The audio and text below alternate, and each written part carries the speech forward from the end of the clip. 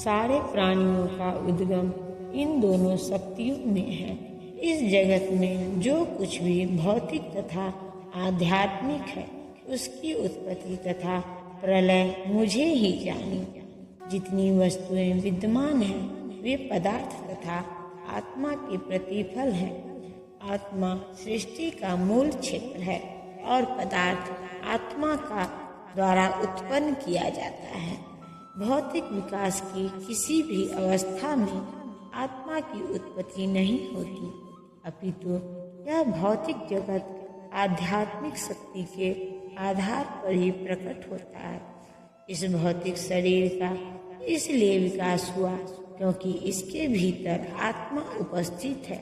एक बालक धीरे धीरे बढ़कर कुमार तथा अंत में युवा बन जाता है क्योंकि उसके भीतर आत्मा उपस्थित है। इसी प्रकार इस विराट ब्रह्मांड की समग्र सृष्टि का विकास परमात्मा विष्णु की उपस्थिति के कारण होता है।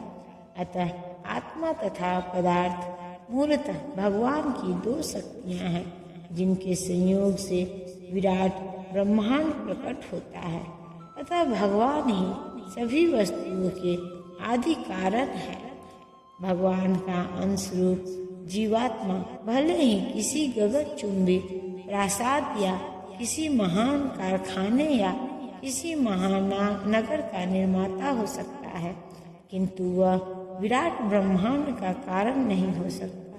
इस विराट ब्रह्मांड का स्रष्टा भी विराट आत्मा या परमात्मा है और परमेश्वर कृष्ण विराट तथा लघु दोनों ही आत्माओं के कारण है। अतः ये समस्त कारणों के कारण है। इसकी पुष्टि कठोपनिषद में हुई है। हे धनंजय, मुझ से श्रेष्ठ कोई सत्य नहीं है। जिस प्रकार मोती धागे में गुथे रहते हैं, उसी प्रकार सब कुछ मुझ पर ही आश्रित है। परम सत्य साकार है या निराकार, इस पर सामान्य विवाद चलता है। जहाँ तक भगवत गीता का प्रश्न है, परम सत्य तो श्री भगवान श्री कृष्ण है और इसकी पुष्टि पद पद पर होती है। इस श्लोक में विशेष रूप से बल है कि परम सत्य पुरुष रूप है इस बात की कि भगवान ही परम सत्य है। ब्रह्म संहिता में भी पुष्टि हुई है। परम सत्य श्री भगवान कृष्ण ही हैं, जो आदि पुरुष हैं, समस्त आनंद के आगार गोविंद हैं और वे सच्चिदानंद स्वरूप हैं। ये सब प्रमाण निर्विवाद रूप से प्रमाणित करते हैं कि परम सत्य परम पुरुष हैं, जो समस्त कारणों का कारण है। फिर भी निरीश्वरवादी श्वेतास्तर उपनिषदों में उपलब्ध वैदिक मंत्र के आधार पर तर्क करते हैं। भौतिक जगत में ब्रह्मांड के आदि जीव ब्रह्मा को देवताओं, मनुष्यों तथा निम्न प्राणियों में सर्वश्रेष्ठ माना जाता है, किंतु ब्रह्मा के परे एक इंद्रियातीत ब्रह्मा है, जिसका कोई भौतिक स्वरूप नहीं है होता और जो समस्त भौतिक कल्मश से रहित होता है।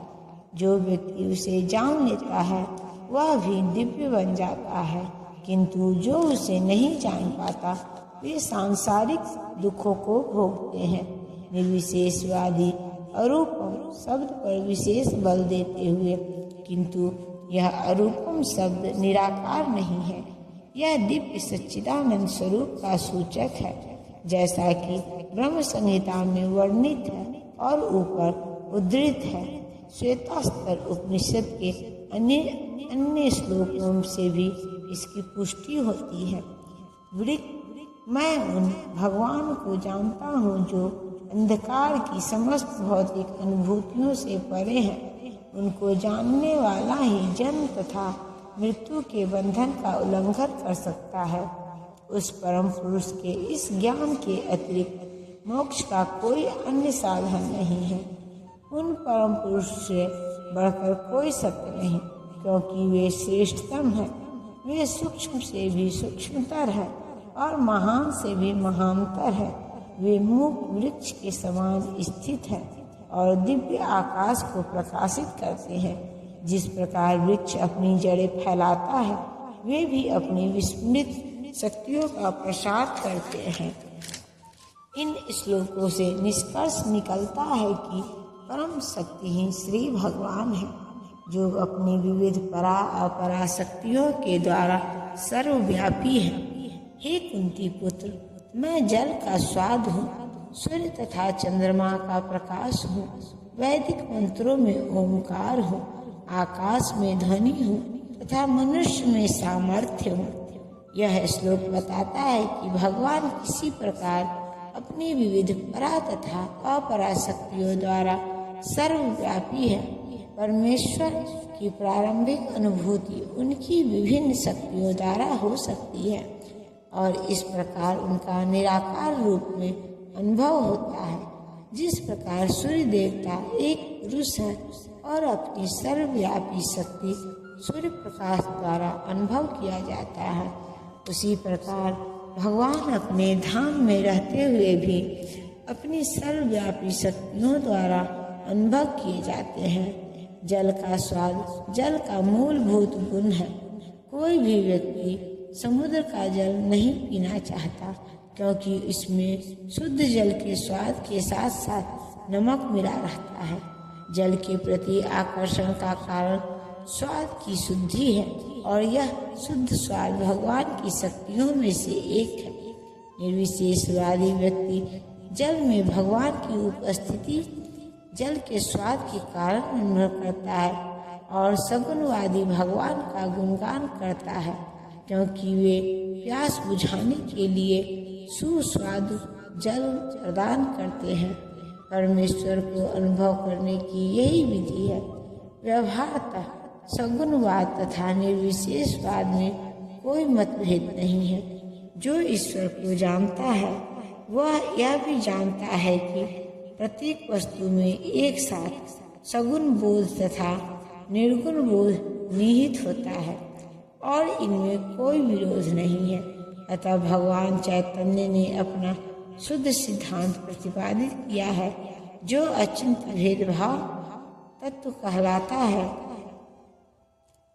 सूर्य तथा चंद्रमा का प्रकाश भी मूलतः ब्रह्म ज्योति से निकलता है, जो भगवान का निर्विशेष प्रकाश है।